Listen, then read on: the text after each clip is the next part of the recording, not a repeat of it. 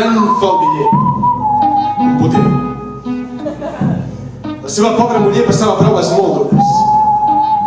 Si no sentia gran pena, estava feta una fera, l'airada deessa era. Però el colofó fou Alcmena, que sabia el Déu enganyada, i és que era tan agraciada que Zeus va muntar una nit. Va visitar-la una nit, disfressat del seu marit, i va deixar-la prenyada.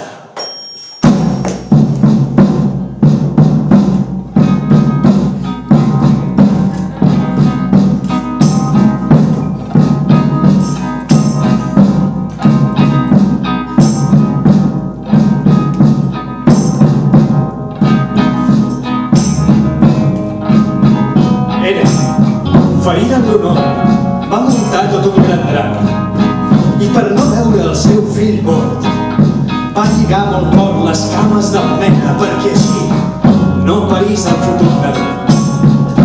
Fins que no es van deslliurar dels cordams on eren presos, mare i fill van cohabitar. L'embaràs durà 10 mesos. Li va posar obstacles durant tota la infantesa, però el marrec amb fermesa va aguantar. Aquell nen es deia Heracles. Heracles.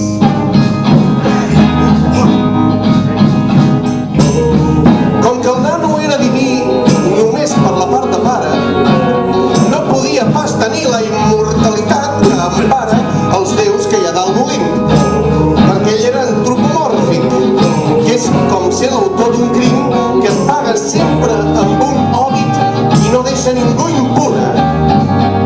Però es podia fer immune si l'enemiga més fera es prestava un acte ingrat.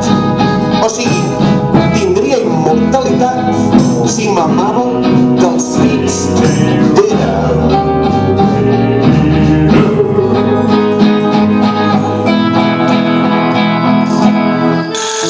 Una nit, d'amagat, Heracles s'acostà a Hera, que era al llit descansant nua i mostrant la pitera, la molt guarda.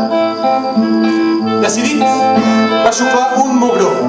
I la llet primera fou delit que el tornà immortal, etern, valenta.